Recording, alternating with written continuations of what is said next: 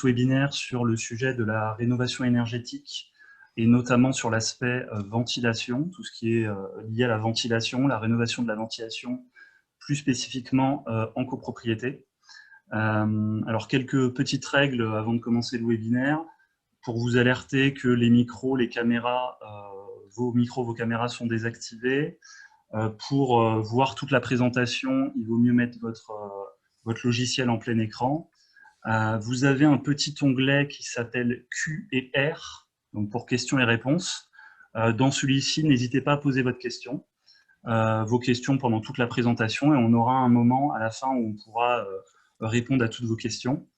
Privilégiez cet onglet-là plutôt que l'onglet chat ou discussion, parce que ça nous permet d'enregistrer toutes les questions et éventuellement après d'y répondre si on n'a pas eu le temps de répondre à tout. Une autre information aussi, les supports de présentation, donc le support de l'ALEC et celui de l'intervenant vous seront envoyés, et également le webinaire sera en rediffusion, donc vous pourrez le revoir ou le transmettre à d'autres personnes de la copropriété si vous le souhaitez.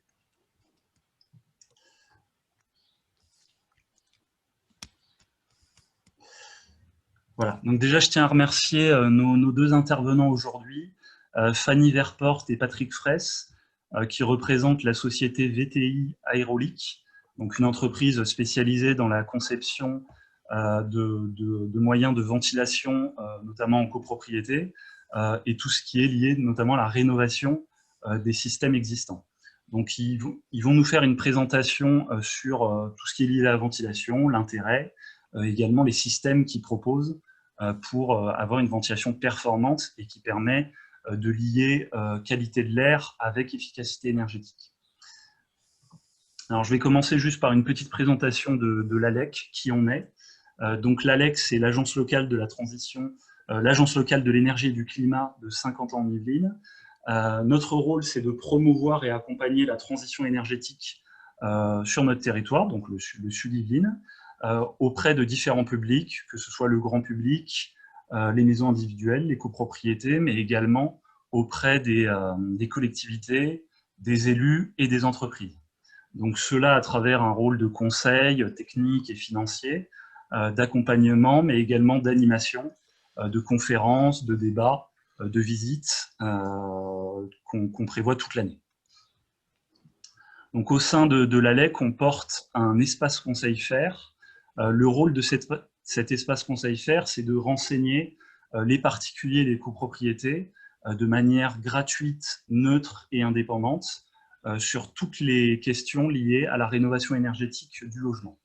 Donc, que ce soit des questions sur l'aspect technique, sur les priorités en termes de travaux, mais également aussi renseigner sur tous les dispositifs d'aide financière qui existent et comment les mobiliser.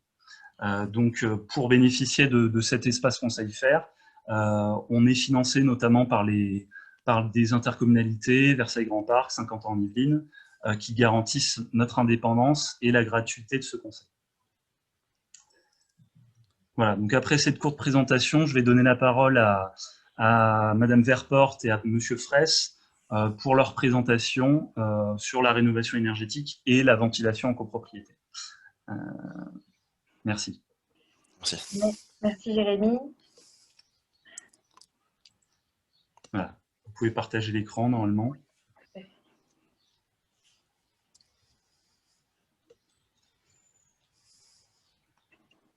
Est-ce que vous voyez bien la présentation?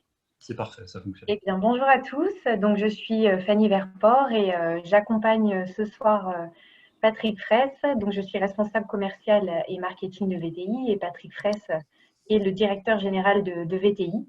Donc, VTI, l'acronyme de VTI signifie ventilation, technicité et innovation, puisque nous sommes spécialistes de la fabrication de solutions de ventilation qui sont adaptées à la rénovation des bâtiments construits avant 1982.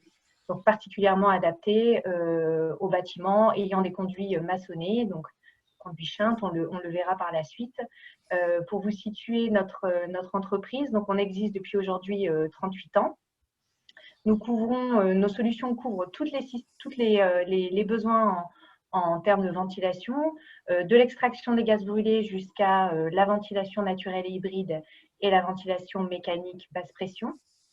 Nous avons un réseau de 1200 entreprises partenaires qui sont composées aussi bien de maîtres d'ouvrage, de maîtres d'œuvre que d'entreprises installatrices de nos solutions.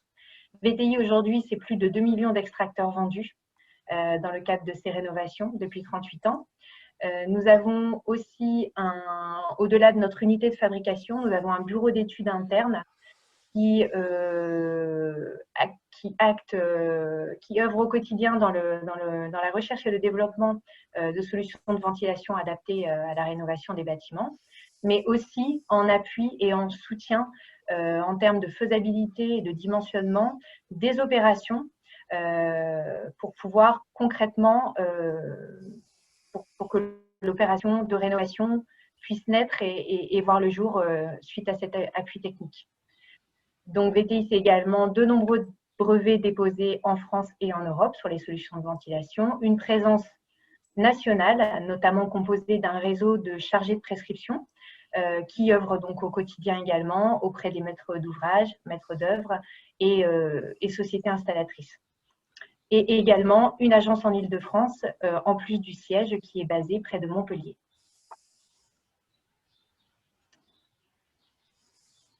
Donc, je vais vous parler de notre préoccupation première en tant que fabricant de systèmes de ventilation.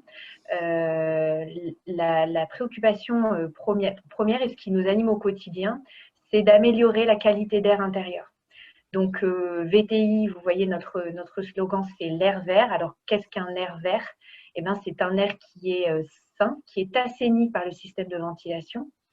Donc, comment ça va se matérialiser? C'est par la maîtrise du taux de renouvellement d'air intérieur dans le logement, grâce à cette solution, mais aussi, au-delà de la qualité d'air intérieur, les économies d'énergie. On va y revenir plus tard. Donc, on parle, cette préoccupation en fait, de santé publique représente un coût social d'une mauvaise qualité d'air intérieur. Donc, effectivement, nous savons qu'aujourd'hui, au moins, je dirais au moins 90% de notre temps est dans un espace clos, c'est-à-dire à l'intérieur, que ce soit dans les bureaux, chez nous ou même dans les commerces que l'on peut fréquenter au quotidien. Donc, au moins 90% dans un air intérieur qui est 5 à 8 fois plus pollué que l'air extérieur. Donc, forcément, cet air que nous respirons et qui est pollué au quotidien va créer, au-delà des pathologies sur le bâtiment, des pathologies sur la santé des occupants, donc des pathologies respiratoires, des pathologies allergènes qui sont responsables de 20 000 décès prématurés par an et qui représentent un coût pour la collectivité très significatif de 19 milliards d'euros par an. Donc la question qui se pose, même si on a commencé à amorcer la réponse, c'est pourquoi ventiler? Quels sont les principes d'une ventilation générale et permanente? Alors la ventilation générale et permanente, elle est instaurée par un arrêté d'octobre 1969 qui impose que la ventilation soit contrôlée et maîtrisée de façon technique par la mise en œuvre d'une solution de ventilation à l'intérieur du logement. Donc comment ça va se matérialiser? Vous avez la pose d'entrée d'air sur les menuiseries qui va permettre l'amener d'entrée neuf à l'intérieur du logement, un détalonnage de toutes les portes qui va permettre à cet air de circuler, de ne pas être bloqué dans les pièces, et aussi une extraction de cet air vicié dans les pièces techniques. Alors les pièces techniques sont les pièces où sont produites majoritairement de l'humidité, ça va être majoritairement la salle de bain, les sanitaires, la cuisine. Et puis, ces bouches d'extraction sont reliées à des conduits qui sont maçonnés, qui sont prévus dans les bâtiments avant 1982. Et donc, ces bouches d'extraction sont reliées à ce conduit jusqu'aux toitures où sont mises en place nos solutions d'extraction en sortie de souche pour pouvoir permettre vraiment la maîtrise donc, de cet air intérieur. Donc, pourquoi ventiler? Je vous l'ai dit, assainir le logement et préserver la santé des occupants. Aussi, préserver la santé, j'ai envie de dire, du bâtiment, donc le conserver en bon état. lutter contre cette humidité et l'apparition de dégradations telles que les moisissures provoquées dans les bâtiments dont l'air n'est pas suffisamment renouvelé, n'est pas maîtrisé, et aussi améliorer le confort olfactif pour les habitants. Je vous laisse Merci. la parole. Oui, merci Fanny. Bonjour à toutes et à tous. Donc, comme Fanny a pu vous en parler, la ventilation est un sujet sérieux, plus sérieux qu'il n'y paraît hein, de prime abord. On parle souvent de ventilation, juste d'air qui est aspiré, qui est extrait sans vraiment mesurer les conséquences d'un mauvais renouvellement de l'air intérieur. Donc, je vais vous rappeler quels sont les enjeux liés à une solution de ventilation. Le premier enjeu, c'est la qualité de l'air intérieur, comme a pu en parler Fanny. Ce premier graphique que vous voyez ici à l'écran, il est issu en fait d'une étude qui a été menée par l'Observatoire de la qualité d'air intérieur entre 2003 et 2005 sur à peu près 600 bâtiments en France qui sont représentatifs d'un peu plus de 20 millions de résidences principales. Et donc cette étude, elle a eu pour objectif en fait de recenser les polluants, de mesurer leur concentration, aussi bien dans l'habitat et à l'extérieur de l'habitat. On constate, comme le disait Fanny tout à l'heure, que sur ce graphique, vous voyez la partie de gauche, l'air intérieur est beaucoup plus pollué, donc entre 5 et 8 fois que l'air extérieur. Alors, ce qu'on note dans la partie de gauche, c'est notamment 4 polluants qui se détachent un peu des autres. Ces 4 polluants-là sont des composés organiques volatiles. Et donc, ce sont les plus présents. On les retrouve entre 80 et 100% des logements en France. Et parmi ces 4, on en voit un autre qui se détache particulièrement, c'est le formaldéhyde. Le formaldéhyde, il a été classé en 2004 il a été classé comme cancérigène en fait.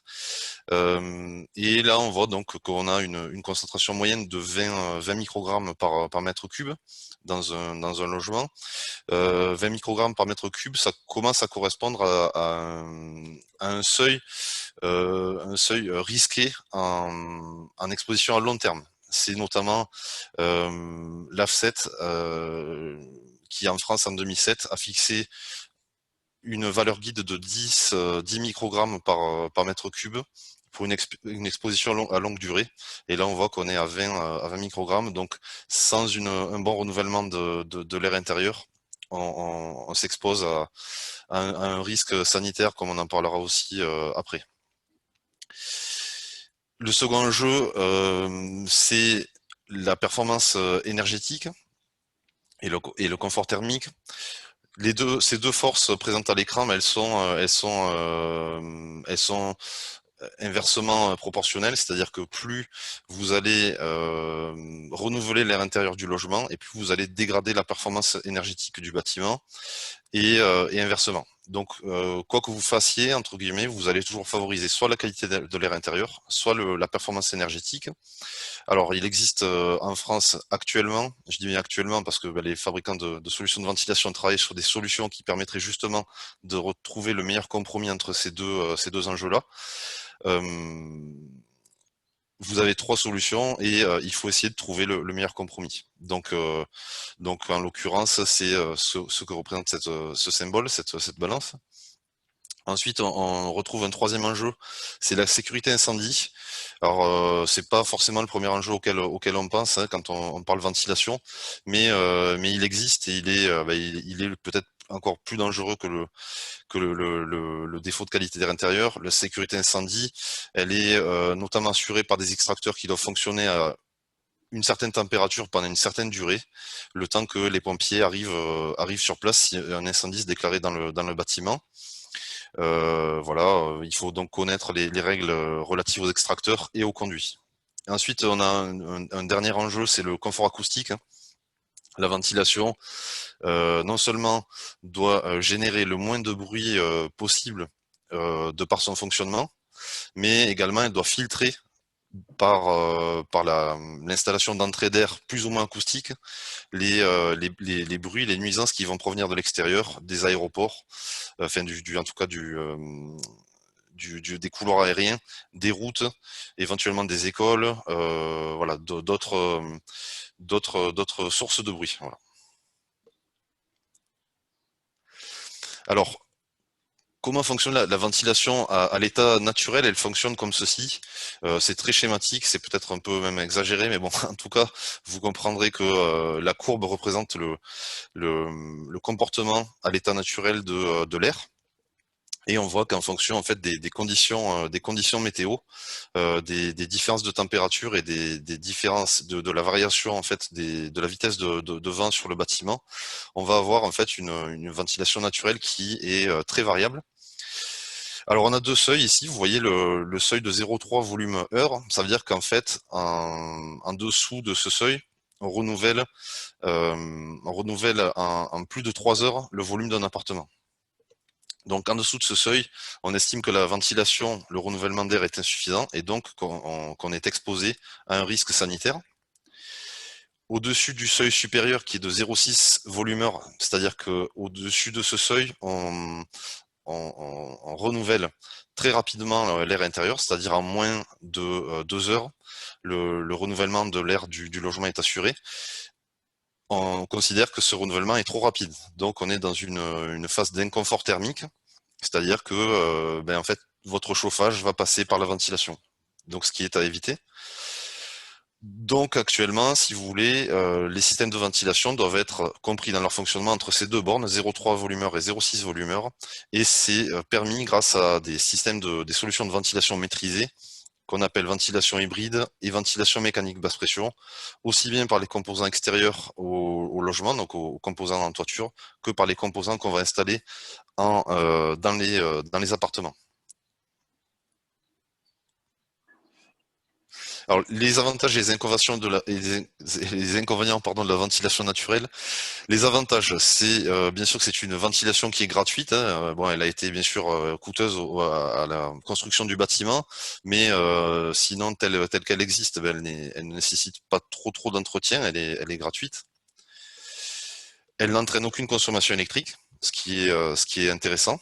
En revanche, c'est une ventilation, comme je l'ai expliqué, qui est variable et qui est non maîtrisée, qui peut donc être soit excessive, soit insuffisante et créer soit un inconfort thermique, soit un problème de santé. Et donc si cette ventilation naturelle est non entretenue, elle peut être nulle et donc là être encore plus nocive pour les occupants du logement. Et ensuite, cette ventilation naturelle, elle est de plus en plus incompatible avec les impératifs liés à la rénovation énergétique, puisque plus on isole, c'est quand même la tendance la plus forte du marché, c'est d'isoler les logements pour éviter qu'ils se refroidissent ou qu'ils se réchauffent en fonction des conditions extérieures. En fait, voilà, il faut, la ventilation naturelle, malheureusement, entraîne un phénomène de cocotte minute qu'il faut absolument éviter. Alors, comment effectuer un diagnostic des systèmes de ventilation existants dans votre résidence? Alors, la première chose, c'est qu'il faut programmer une visite de site. On peut aussi réaliser des diagnostics avec des plans, avec des photos, avec en tout cas le maximum d'informations dont vous disposez. L'opérateur, le chargé de prescription, le chargé d'affaires VTI, va remplir une fiche qui va lui permettre ensuite d'étudier très précisément en fait votre bâtiment et de vous proposer la solution la plus adaptée. Un autre diagnostic qui est très très important, c'est le diagnostic des conduits de ventilation naturelle. On parle pour les conduits de ventilation naturelle les plus récents que l'on va réexploiter, de conduits qui ont quand même, on est en 2021, leur production, leur installation a été arrêtée en 1980 environ, donc ça fait quand même plus de 40 ans, et les plus anciens peuvent avoir plus de 100 ans. Hein. Donc il faut absolument s'assurer qu'ils sont encore aptes à fonctionner, qu'ils n'ont pas comment dire de destruction importante, qui sont bien étanches, voilà, bien continues et qui sont également vides et que leur structure respecte en fait les réglementations de l'époque.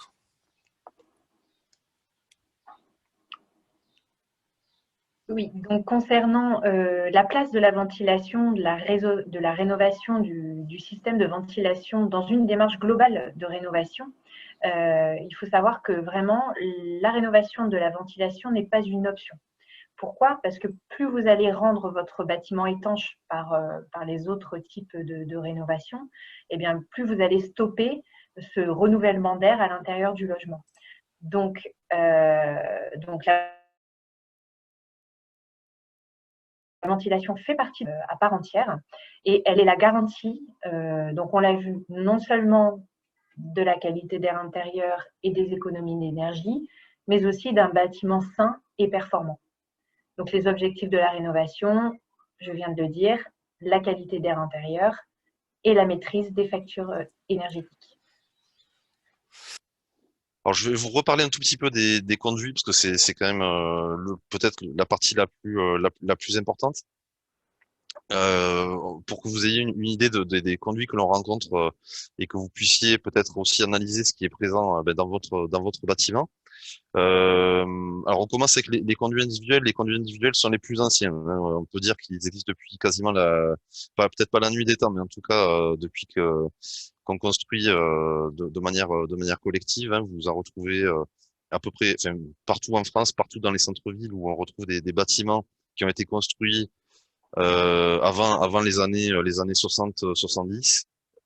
Donc ces conduits, comme leur nom l'indique, ils sont individuels, c'est-à-dire que chaque conduit, comme on le voit à la fois sur le schéma et sur les photos, chaque conduit va appartenir à un logement, ou en tout cas à une pièce d'un logement. C'est-à-dire que vous n'avez pas forcément un conduit individuel par logement, vous pouvez avoir plusieurs conduits individuels par logement, mais en tout cas par souche, hein, c'est ce qu'on appelle ces ensembles de conduits individuels. Par souche, vous avez toujours un conduit qui appartient à un logement. Donc, ben, ces conduits ils fonctionnent très bien, à condition bien sûr d'être bien dimensionnés, et puis comme je l'ai dit tout à l'heure, d'être apte à fonctionner vide, voilà, et qui n'ait pas été dévoyé dans leur utilisation par rapport à leur destination d'origine. Donc voilà. Ils ont un inconvénient, c'est ils prennent beaucoup de place, hein, notamment sur des bâtiments qui vont dépasser les 5 ou 6 niveaux. Ben, les conduits individuels commencent à prendre beaucoup de place et ils représentent un encombrement important dans les appartements. C'est pour cela que dans les années 50 a été inventé le conduit shunt, alors par une entreprise parisienne. Et cette entreprise parisienne, en fait, elle a donc conçu un conduit qui est dit collectif, donc par opposition au conduit individuel, et qui répond en fait aux inconvénients que représentaient les conduits individuels. Alors, le premier, c'est que l'encombrement est très faible. On est sur un conduit qui, pour à peu près 5 ou 7 niveaux, comme on en parlait tout à l'heure, et fait à peu près 30 cm par 50 cm au maximum dans un appartement. Donc c'est très faible. L'autre avantage de ce conduit, c'est qu'il il limite en fait les transmissions de bruit entre les appartements. Également, un autre avantage, c'est qu'il avait une sécurité incendie intégrée au conduit, c'est-à-dire que le feu ne peut pas être communiqué d'un appartement à un autre par le conduit en tout cas. Et c'est un anti-refouleur naturellement de classe acceptable, hein, qui n'est pas en tout cas pas mauvais. Et donc voilà, c'est un conduit qui est dit à tirage naturel et collectif et qui fonctionne très bien lorsqu'il est bien entretenu et lorsqu'il est diagnostiqué comme apte à fonctionner. On retrouve également les conduits Alsace. Alors normalement on les retrouve uniquement dans l'est de la France, mais pour avoir dirigé l'agence Île-de-France de VTI, j'en ai trouvé à plusieurs endroits, notamment dans l'Essonne. Et voilà, donc c'est un conduit qui est lui aussi collectif, mais qui n'a pas du tout les sécurités intégrées que peut avoir le conduit shunt. Voilà, c'est un conduit qui n'a pas vraiment de structure interne, qui n'est ni individuel ni shunt. Voilà. Alors, au niveau des différents bâtiments que l'on peut retrouver, notamment en Île-de-France, on a tout d'abord les bâtiments de type haussmannien. Donc, ces bâtiments qui sont très anciens, dont il va falloir cartographier les appartements. On maîtrise parfois assez mal l'historique. Les plans ont pu être perdus. Voilà, les plans peuvent exister mais ne pas être à jour parce que des restructurations fréquentes dans les logements peuvent avoir été réalisées, voire même des fusions entre logements. Et puis ils sont toujours ces bâtiments haussmanniens, sauf modification dans leur existence, ils sont toujours équipés de conduits individuels. Ensuite, on peut noter aussi un accès difficile en toiture. Voilà, c'est ce qui rend la rénovation des systèmes de ventilation des bâtiments haussmanniens assez délicate. On peut aussi noter une contrainte esthétique puisque on se retrouve souvent dans le centre de Paris. Donc voilà. Quand on parle de type haussmannien, c'est tous les bâtiments qui peuvent être affiliés dans leur structure à ces bâtiments-là. Les combles aussi sont souvent aménagés, donc pas de place pour installer des caissons.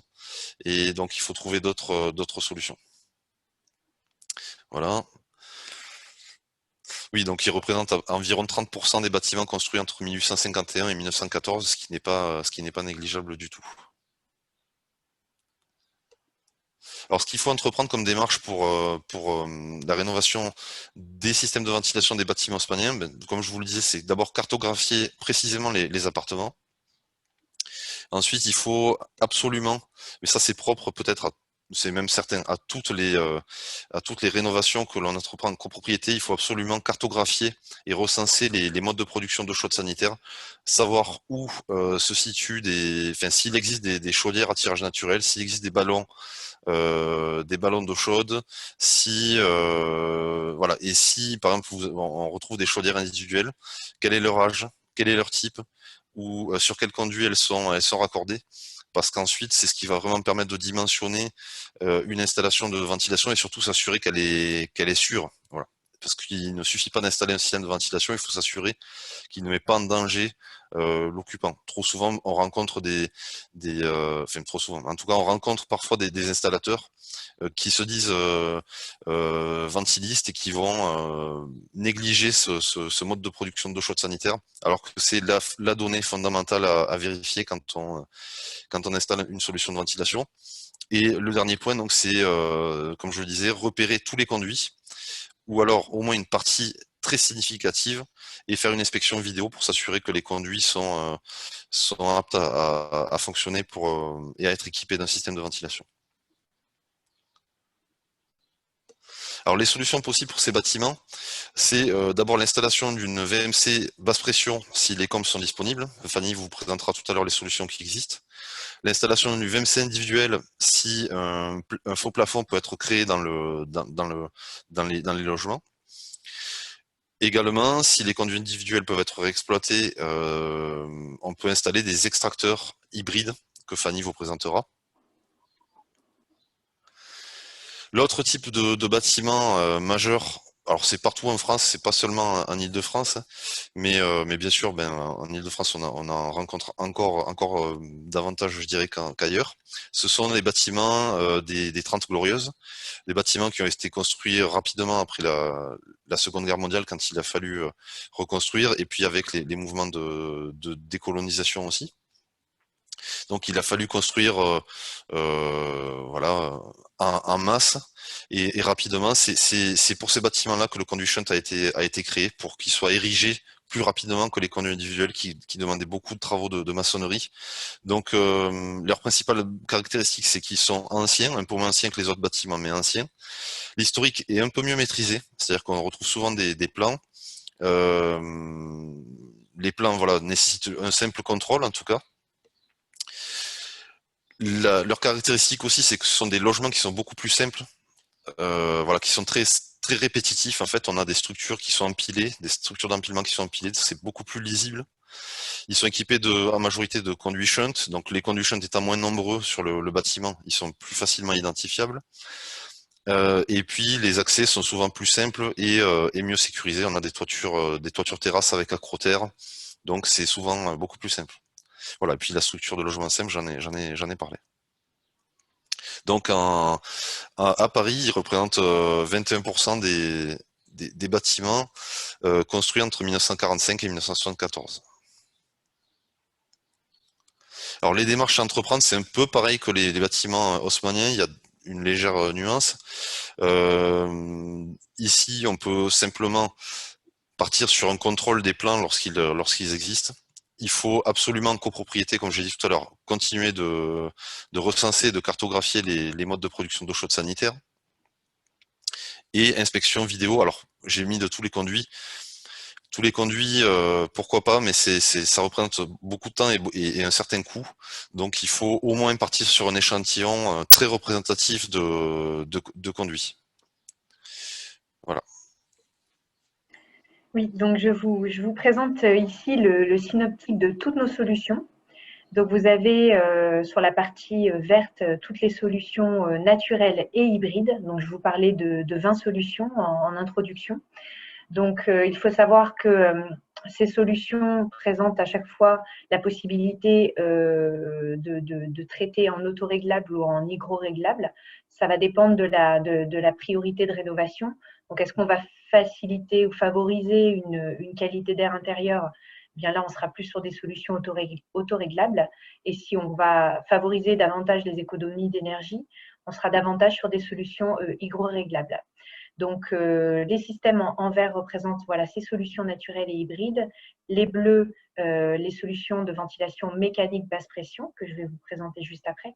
Et les solutions en rouge sont toutes les solutions d'extraction des gaz brûlés, qui, elles, par contre, sont possibles en autoréglable et en hygro A uniquement. Donc, toutes ces solutions, vous le voyez, sont soit sous avis technique, soit sous DTU, soit sous cahier des charges. Voilà, et donc elles vont permettre de récupérer en fonction de la solution les certificats d'économie d'énergie. Je vais y venir en détail par la suite. Alors, je vais vous présenter maintenant des exemples concrets, donc des rénovations qui ont été réalisées en Île-de-France et à Paris. Donc ici, c'est une rénovation qui a eu lieu à Issy-les-Moulineaux, d'un bâtiment de logement collectif composé de 123 logements. Alors, vous le voyez sur l'image, c'est une rénovation qui a été faite en installation toiture sur une toiture terrasse.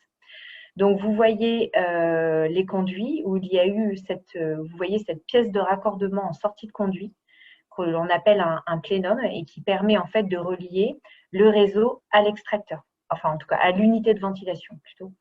Et voilà, donc ces pièces de raccordement sont réalisées sur mesure en fonction de la mesure du conduit qui a été relevée au préalable par nos chargés de prescription sur site et dimensionnée par notre bureau d'études. Et donc, c'est sur cette rénovation, donc c'était de la réutilisation donc, de conduits Schint. Patrick vous en a parlé tout à l'heure. Et la solution qui a été choisie par le maître d'ouvrage et le maître d'œuvre était une solution en Voltaire Évolution, donc mécanique basse pression en hygro A, qui permettait un équilibre parfait entre qualité d'air intérieur et économie d'énergie. Donc toujours cette solution sous avis technique, qu'elle soit en auto ou en hygro, est éligible aussi au certificat d'économie d'énergie grâce à la barre TH 127. Donc, sachez aussi, je vais vous en parler également plus en détail par la suite, que toutes nos solutions, en fait, sont compatibles avec le dernier né de la recherche et développement VTI, qui est un système de pilotage et de télésurveillance à distance qui s'appelle l'Infobox Révolution et qui permet non seulement de paramétrer les débits d'extraction des unités en fonction de l'occupation, des plages horaires d'occupation, des besoins d'extraction d'air du bâtiment tout au long de la journée, mais aussi d'être alerté en cas de défaillance d'une unité de ventilation, d'être alerté en cas de défaillance du système, avec une géolocalisation donc très précise de l'unité défaillante. Et cette solution de paramétrage et de télésurveillance est mise en œuvre vraiment très facilement à l'aide d'un module qui est placé dans la gestion électronique qui gère en fait les unités de ventilation et qui n'a besoin que d'une connexion Internet en 3G. Et donc, cette plateforme connectée est accessible depuis tout support, même un smartphone. Vous pouvez vraiment surveiller, en tout cas l'entreprise de maintenance ou une personne dédiée chez le maître d'œuvre ou la société de maintenance qui peut vraiment surveiller ces installations grâce à l'Infobox Révolution. Donc, un deuxième cas de rénovation qui a eu lieu ici à Puteaux. Donc ça, c'est une installation, comme vous pouvez le voir sur la photo, qui est en comble. Voilà, donc qui permet en fait à l'unité, quand la place, là ici, on voit que la place en comble le permet, eh bien c'est pareil, c'est une unité de ventilation mécanique basse pression, au même titre que celle que vous venez de voir ici les Moulineaux, mais celle-ci se fait en comble. Donc le réseau est caché dans le comble lorsque c'est possible. Donc c'était la rénovation de la résidence Carto, composée de 320 logements. Et là ici, par contre, c'était des conduits individuels, mais vous avez toujours ces plénums, donc ces pièces de raccordement qui permettent par regroupement de traiter des conduits individuels aussi, que ce soit en toiture ou en comble. Et pour la petite contrainte technique sur ce chantier, il y a eu quand même la création d'un plancher technique dans tous les combles qui permettait vraiment de supporter, de recevoir tous les réseaux et les unités de ventilation. Voilà. Et également aussi, sur cette opération, il y avait des pièces qui étaient dépourvues de conduits. Donc, nous avons aussi la solution d'aller raccorder des pièces dépourvues de conduits à des conduits existants et de pouvoir ventiler vraiment l'ensemble du bâtiment et des pièces composant le bâtiment. Donc voilà, on voit l'importance de cette résidence et de la rénovation que ça a induit. Donc pareil, pour une opération en comble, la possibilité de récupérer les certificats d'économie d'énergie et aussi de piloter et de télésurveiller à distance toutes ces unités de ventilation. Un troisième cas, troisième opération rénovée avec les solutions VTI. Alors ici, ce sont des extracteurs, donc naturels et hybrides que je vous avais présentés en amont,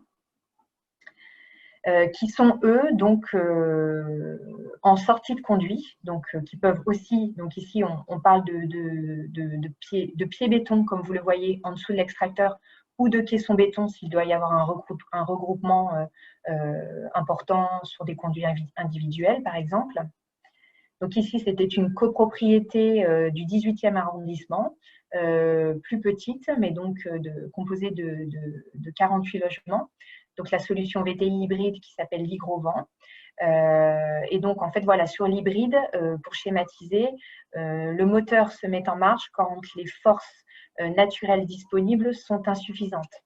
Donc je m'explique, les deux forces naturelles motrices sont la force éolienne, donc le tirage éolien, la force du vent, et aussi le tirage thermique qui va résulter d'une différence de température entre l'air intérieur et l'air extérieur.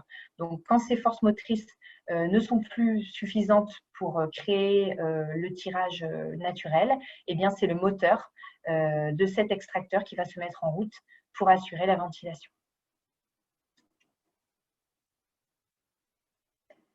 Toujours la possibilité de récupérer les certificats d'économie d'énergie, mais cette fois-ci sous la barre TH 155, et aussi la possibilité de piloter et de télésurveiller les unités, les extracteurs ici. Donc, je pense que je vous en ai déjà parlé. Donc, voilà, cette solution de surveillance qui permet donc d'avoir des alarmes, de suivre aussi la maintenance. Donc, si la maintenance de vos appareils ont été réalisés par le prestataire, la société de maintenance, vous allez avoir effectivement ce suivi de l'entretien, l'état de fonctionnement des unités. les plages qui ont été programmées pour cette extraction, les vitesses, les débits, les pressions, un état aussi des consommations électriques. Voilà, il y a beaucoup de paramètres qui permettent cette surveillance. C'est accessible, comme je vous l'ai dit déjà, sur beaucoup de supports. Tous les supports très faciles d'accès aujourd'hui. Et voilà, et donc il y a ce module Ventilcom qui est intégré à la gestion électronique et qui permet de donner cet échange d'informations, cet envoi d'informations pour la télésurveillance et cette réception d'informations pour le paramétrage.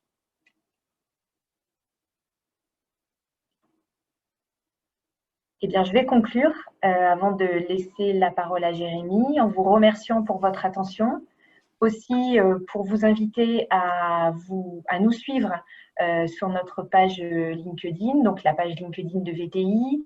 N'hésitez pas également à vous inscrire à notre newsletter pour être informé de nos nouveautés, de notre actualité, et aussi à titre personnel, Patrick Fraisse et moi-même, voilà, qui partageons aussi chaque semaine les actualités de VTI.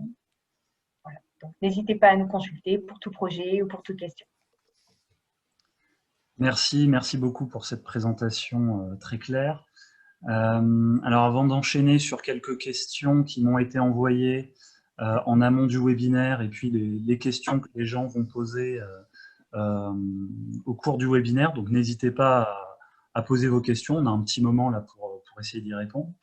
Je vais faire juste un petit focus sur les aides financières, très rapidement, pour expliquer en quoi la ventilation peut permettre aussi de bénéficier des aides financières à la rénovation. Alors, je vais juste repartager mon PowerPoint.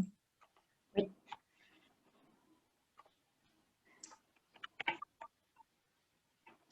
Voilà.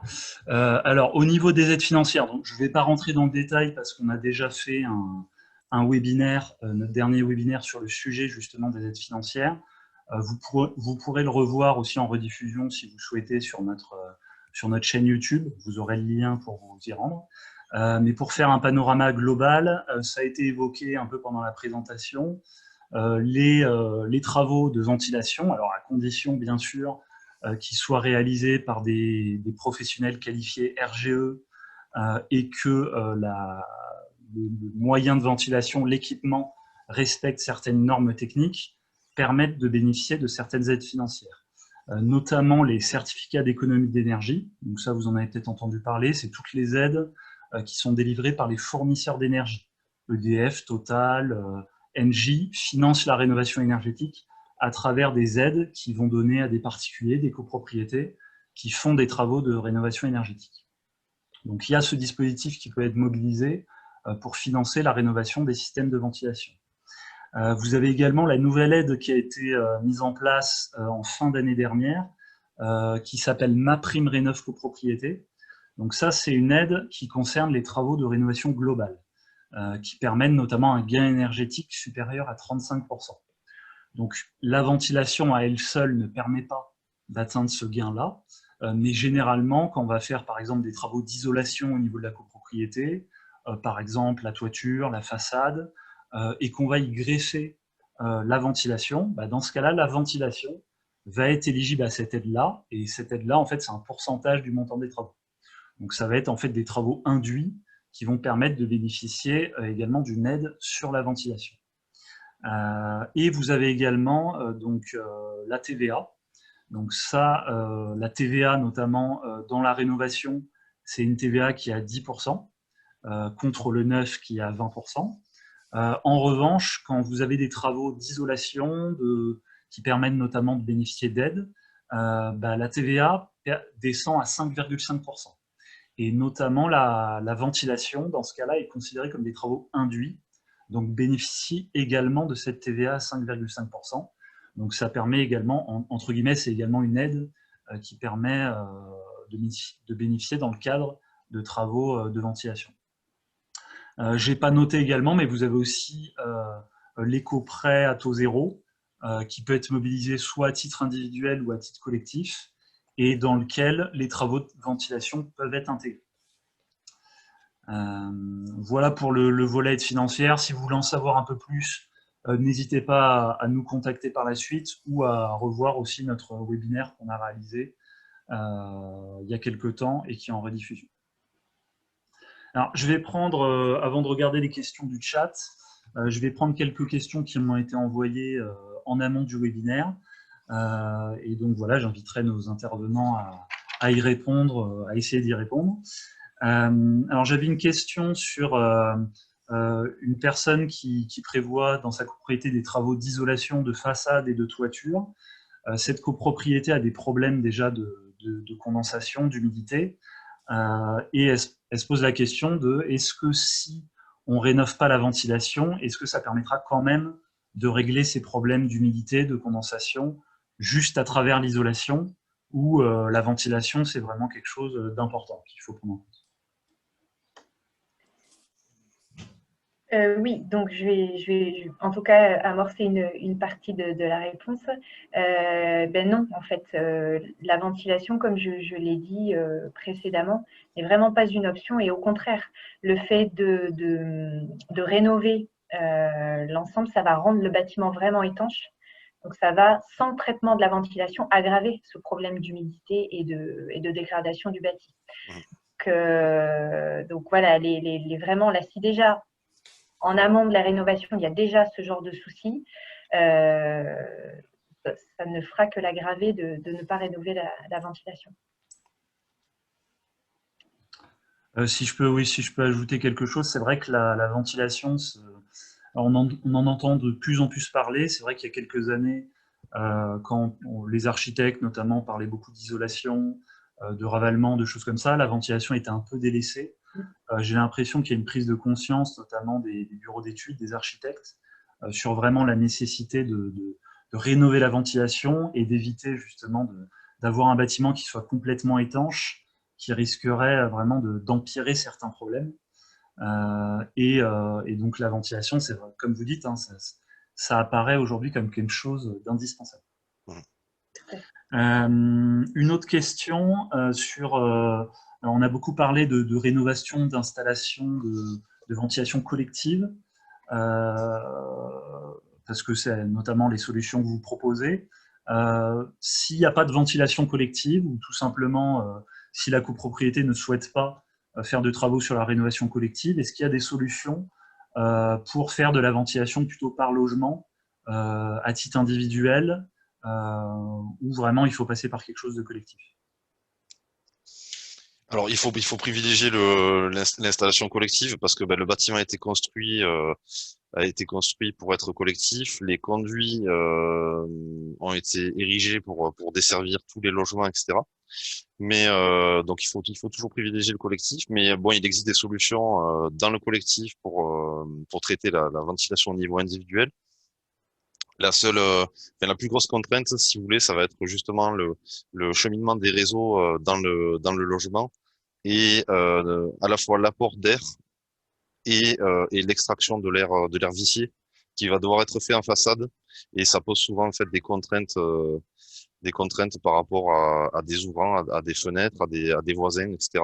Donc c'est vraiment étudié au cas par cas. Il faut voir ça avec un ventiliste voilà, sachant, expérimenté, qui pourra vous donner vraiment pour votre logement en particulier une solution.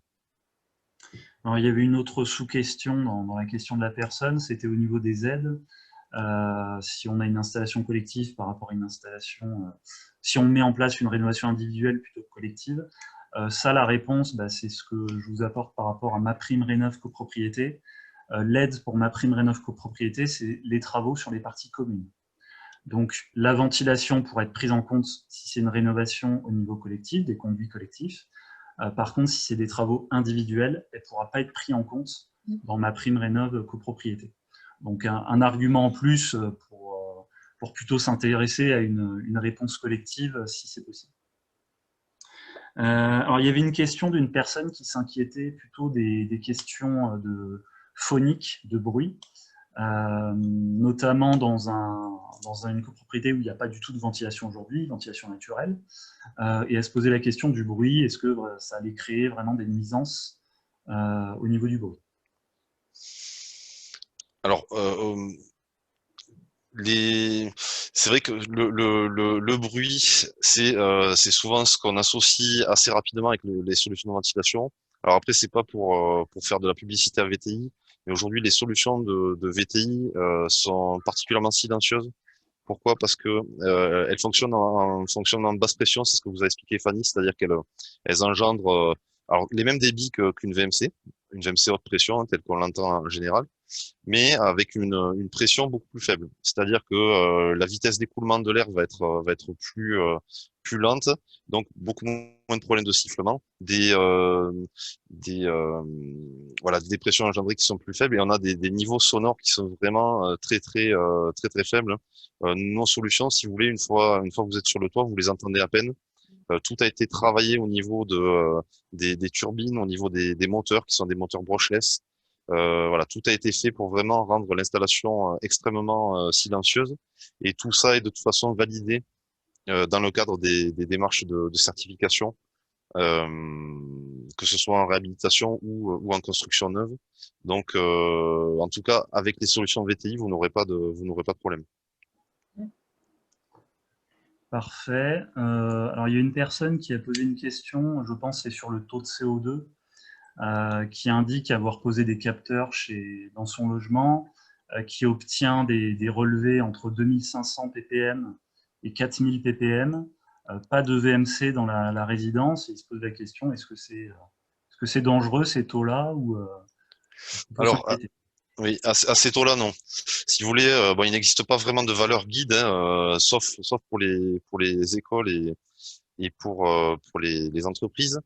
Pour les logements, pour l'instant, en tout cas, ce n'est pas le cas. Il y a une valeur qui est donnée à titre indicatif, c'est 1000 ppm, 1000 à 1500 ppm. Au-delà de 1000 à 1500 ppm, euh, pas de problème de santé jusqu'à 10 000 ppm. Au-delà de 1000, 1500 ppm, souvent ce qu'on note, et c'est pour ça qu'on commence à le contrôler dans les écoles, qu'on commence à le contrôler dans les bureaux, c'est qu'on note une diminution de la concentration et en général de la performance euh, psychomotrice, quoi, si vous voulez. Voilà. De la performance intellectuelle en général. On note une baisse de la concentration et une performance amoindrie. Très bien. Il y avait une question, une VMC installée en 1970 fait-elle partie de vos domaines d'intervention? Alors oui, c'est bien le cas. Cette installation en 1970, elle a été faite dans des conditions qui aujourd'hui ne seraient plus acceptées. Pourquoi? Parce que ce sont des solutions de VMC haute pression qui ont été installées sur des conduits qui, par définition, sont des conduits qui fonctionnent en basse pression. Donc aujourd'hui, si vous devez rénover cette VMC, il faudra certainement soit passer sur de la VMC basse pression, donc peut-être conserver les réseaux, mais bon, ça reste à vérifier. En tout cas, changer forcément l'unité de ventilation. Et si ce n'est pas ça, il faudra tuber les conduits de ventilation, ce qui là est beaucoup plus contraignant. Donc la meilleure solution, c'est de basculer sur de la VMC basse pression, en profiter justement pour passer sur de la VMC basse pression. Très bien. Il y avait une question sur les aides. Donc, pouvez-vous nous dire à combien de pourcents est comptée la VMC dans un projet de rénovation énergétique par rapport au gain de 35% qui est demandé? Donc ça, c'est plutôt la question.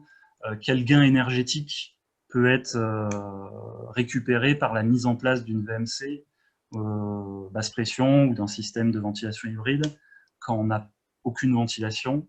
Est-ce que vous avez des idées sur ça? Mais si vous voulez, la VMC ne vous fera pas gagner de points en performance énergétique, comme on a parlé tout à l'heure. Si votre installation à l'origine est une installation de ventilation naturelle, l'installation de ventilation mécanique ne pourra que dégrader la performance du bâtiment. Donc, ce qui est important dans ce cas-là, c'est d'arbitrer entre la qualité d'air intérieur et la performance énergétique. Et si on arbitre, on privilégie plutôt la performance énergétique, ça va être du coup de dégrader la performance énergétique du bâtiment le moins possible. C'est-à-dire d'extraire finalement le moins d'air possible. Donc tout ça, ça s'étudie au cas par cas. mais dans tous les cas, la ventilation va permettre de limiter les déperditions énergétiques, mais en tout cas pas de gagner en performance énergétique. C'est impossible en réalité.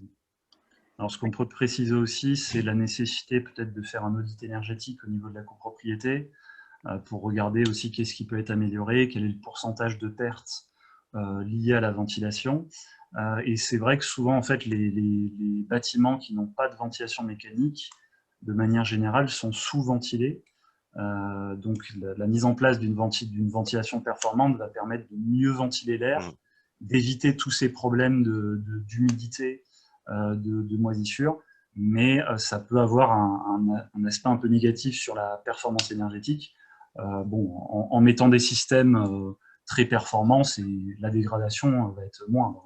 Oui, tout à fait. Oui, tout à fait. Oui, la dégradation est minime puisque, en plus, sur nos solutions d'unités de ventilation mécanique basse pression, j'en ai pas parlé tout à l'heure, mais ce sont des unités donc, qui ont été modélisées spécialement par VTI et qui ont été reconnues ERP Ready par la directive éco-conception de 2018 et qui, en fait, cette directive qui atteste non seulement de l'efficacité énergétique de l'unité de ventilation, mais aussi de sa faible consommation. Donc, ce sera une déperdition qui, somme toute, sera moindre. Et par rapport au gain en qualité d'air intérieur, forcément, on a tout à y gagner. Alors, il y a plusieurs questions de personnes sur l'air qu'on introduit à travers les entrées d'air, qui se posent des questions, notamment en étant dans des milieux peut-être un peu pollués, près des routes, qui se posent des questions, est-ce qu'il y a des solutions pour minimiser l'entrée des particules, des pollens est-ce qu'il y a des solutions techniques qui permettent d'éviter d'introduire de l'air trop pollué? Oui, tout à fait, tout à fait. Hein. Cette question de la pollution de l'air intérieur, alors que ce soit par des facteurs venant de l'intérieur ou des facteurs extérieurs au logement, est une préoccupation principale de VTI. C'est pour ça que VTI propose depuis cette année des entrées d'air filtrantes justement pour les particules fines liées à la combustion et notamment à la pollution liée à l'automobile. Donc oui, en effet, c'est faire rentrer davantage de particules fines, mais les fabricants travaillent à des solutions pour ça. Très bien. On a la question d'une personne qui se pose la question de la consommation électrique de ces systèmes.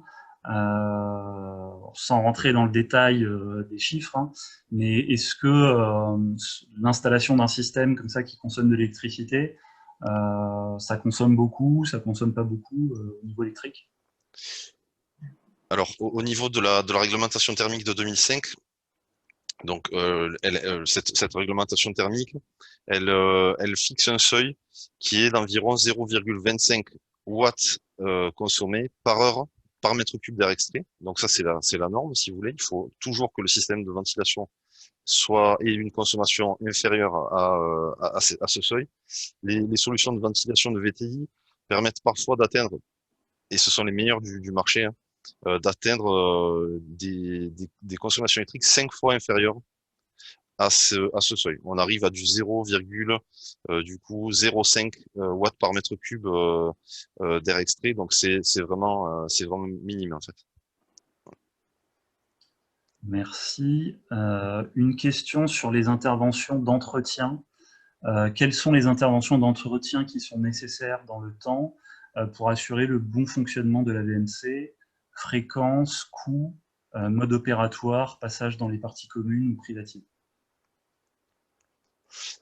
Alors pour deux des trois familles que vous a présenté Fanny tout à l'heure, la ventilation hybride et la VMC basse pression, on est sur des fréquences d'entretien qui sont très étendues. C'est tous les 5 ans. Donc vous voyez que le coût est forcément très faible en fait. C'est quelque chose qui est attesté, qui est validé par le Conseil scientifique et technique du bâtiment, le CSTB. Donc absolument pas quelque chose d'arbitraire. Hein. C'est officiel. Et donc ça c'est au niveau des composants extérieurs. Donc conduit, extracteur, unité de ventilation, gestion électronique, enfin carte électronique. Et au niveau des logements, on est sur un entretien qui est réalisé surtout par les copropriétaires, qui est en général tous les 6 mois, c'est bien de pouvoir nettoyer un peu ces bouches d'extraction et ces entrées d'air. Alors c'est facile à faire, hein, c'est un peu d'eau savonneuse et puis les membranes et les produits sont nettoyés. Donc voilà, il faut chasser la poussière, chasser les graisses qui ont pu s'accumuler sur les composants. Merci. En parlant des parties privatives, peut-être refaire un petit focus sur, dans le cas de la rénovation d'un système de ventilation collective, quels travaux sont peut-être nécessaires à mettre en place dans les parties privatives pour avoir une installation qui fonctionne bien? Eh bien, ce sont les 3 postes que j'ai déjà évoqués précédemment. Donc, ça va être l'installation sur les menuiseries, l'installation à l'intérieur des entrées d'air, un détalonnage des portes et aussi la mise en place de la bouche d'extraction dans les pièces techniques. Très bien, merci. Pas plus que ça. Il y avait une question. Dans le cas d'une ventilation naturelle, comment peut-on mesurer le taux de renouvellement d'air du logement? Alors le taux de renouvellement d'air, c'est assez simple. Hein, c'est assez simple et assez complexe quand même aussi. Il faut en fait, donc vous prenez la surface de votre appartement. La surface fois sa hauteur, ça vous donne son volume en mètres cubes. Vous prenez ensuite un débitmètre. Donc bon, le débitmètre, il faut, je sais pas si ça se loue, mais en tout cas, il faut trouver un spécialiste qui puisse mesurer en fait les débits dans votre appartement. Alors vous pouvez pas trouver une moyenne, enfin en tout cas vous pourrez peut-être pas le mesurer sur une année parce que ça voudrait dire qu'il faut rester avec le bras fixé sur sur la bouche pendant une année, ce qui est pas possible. Mais en tout cas vous pouvez vous dire que pendant 1 heure vous allez justement mesurer le débit et par exemple si en 1 heure vous vous rendez compte que vous extrayez euh, 50 mètres cubes et que votre appartement fait 100 mètres, enfin je sais pas là, mais 100 mètres cubes, vous avez un taux de renouvellement d'air qui est de 0,5. Voilà comment on calcule le taux de renouvellement d'air. C'est quand même pas à la portée de tout le monde. Il vaut mieux faire appel à un spécialiste. Voilà. Très bien, bah Sinon, il y a une donnée qui existe, c'est que le taux de renouvellement d'air à l'état naturel de 0,75 volume par heure. Alors, c'est élevé. En fait, c'est un renouvellement d'air qui est intéressant. Mais comme on l'a vu, il est tellement variable qu'en fait, vous pouvez très bien vous retrouver l'été, par exemple, quand il fait très chaud, vous allez fermer vos fenêtres, il n'y a pas de vent, il n'y a pas de tirage thermique, vous allez avoir une qualité d'air qui va être catastrophique. Donc voilà, il est préférable de partir sur un système qui va être autorégulé, autorégulé. Oui, et du coup, pour connaître les débits, ce dont je parlais tout à l'heure au niveau des audits énergétiques, parfois dans les audits énergétiques, les bureaux d'études font des mesures de débit. Ce qu'il faut bien comprendre, c'est souvent ces audits ils sont faits en hiver, dans des périodes où le débit de renouvellement d'air par effet température peut être assez élevé. Il ne va pas être représentatif du débit qu'on va avoir le reste de l'année. Donc voilà, ce qui est aujourd'hui considéré comme performance, c'est une ventilation qui est permanente et qui a un débit de renouvellement d'air, pas par rapport à la température extérieure, mais par rapport aux besoins du logement, sa surface, le nombre d'occupants, l'humidité du logement. Alors, il y avait une dernière question, plutôt une remarque d'une personne. Ne serait-il pas plus respectueux pour l'environnement dans les immeubles où cela est possible, d'avoir un moteur qui soit piloté par le propriétaire, comme pour cela est fait pour les robinets de radiateurs, en fonction de son besoin ou de sa présence? Est-ce qu'à VTI, vous avez des solutions techniques qui permettent des contrôles un peu plus précis? Alors, à l'heure actuelle, non. Mais pour quelle raison? Parce que les bâtiments collectifs, par définition, vont, dans 99% des cas, avoir une installation de ventilation qui est collective. Donc, cette installation, si elle était pilotée par chacun des copropriétaires, on pourrait penser qu'elle serait peut-être rapidement déréglé, puisque chacun pourrait constater dans son logement ou avoir un niveau de qualité d'air variable d'un logement à un autre. Donc actuellement, non, cette solution n'existe pas. Nous y réfléchissons, nous réfléchissons à une solution, mais voilà, techniquement, ce n'est pas possible. Ce qu'il faut savoir quand même, c'est que les solutions de ventilation sont dimensionnées par rapport à des scénarios d'occupation. Ces scénarios d'occupation, ils sont validés à nouveau par le conseil scientifique et technique du bâtiment. Donc, on est sur des régulations qui sont très fines, hein, qui s'appuient sur des modèles scientifiques de simulation de la qualité d'air intérieur, d'occupation du logement, etc., etc. Donc, on peut comprendre la question du copropriétaire. C'est vrai que ce serait intéressant de pouvoir. Je vois que la question est posée pour l'installation sur des conduits individuels. Il faudrait alors qu'en effet, il y ait autant d'extracteurs que de conduits individuels. Si c'est le cas, alors la solution existe chez VTI. Vous pouvez très bien demander l'installation d'un petit variateur, mais c'est uniquement quand l'installation est individuelle. Si vous passez par une installation collective, l'installation d'un variateur dans votre logement pour faire varier l'intensité de l'extracteur n'est pas permise. Justement, par rapport à ce dont on a parlé tout à l'heure, par rapport aux impératifs de performance énergétique et ce qui permet, ce qui conditionne l'obtention de ma prime éco-rénov. Merci beaucoup. On a traité toutes les questions. S'il vous reste des questions, n'hésitez pas. Vous aurez les contacts donc, de l'intervenant et mon contact. N'hésitez pas à nous questionner par la suite si vous avez un projet, vous avez des questions un peu plus précises, à nous contacter par la suite. Juste quelques petites informations avant de conclure et de vous libérer. Donc vous retrouvez tous les webinaires qu'on a réalisés, donc celui-ci, sur notre chaîne YouTube. Donc vous aurez le lien, on vous l'enverra par mail pour revoir nos webinaires et partager le lien avec d'autres copropriétaires si vous le souhaitez. Vous avez également 2 guides de l'ADEME qui évoquent la ventilation et la qualité de l'air intérieur. Vous y retrouverez pas mal d'informations assez intéressantes sur la nécessité et pourquoi c'est important de ventiler. Également un guide sur la rénovation énergétique en copropriété de manière plus globale, à destination des copropriétaires et des conseils syndicaux. Je vous donne rendez-vous aussi pour nos prochains événements. Donc on a 2 autres webinaires prévus d'ici fin juin, un qui aura lieu demain sur un retour d'expérience d'une rénovation globale de copropriété. Donc ça sera un président de copropriété, de conseil syndical qui présentera tout le projet qui a été réalisé sur sa copropriété, les travaux, les retours au niveau des travaux qui ont été réalisés.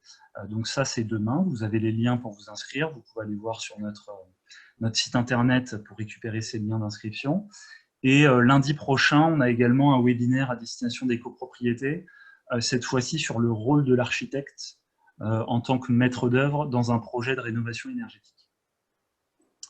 Voilà pour notre contact. Donc vous aurez les contacts de VTI dans la présentation.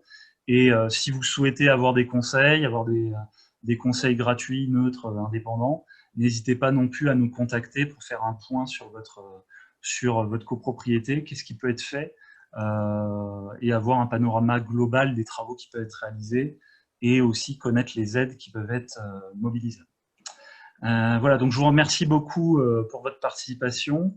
Merci beaucoup à Madame Verporte et à Monsieur Fraisse pour leur présentation très claire et leurs réponses aux questions. Je vous souhaite une bonne soirée et à rendez-vous dans un prochain webinaire, je l'espère. Merci, bonne soirée. Merci à vous aussi, merci à tous. Merci, au revoir. Bonne soirée. Bonne soirée, merci, au revoir.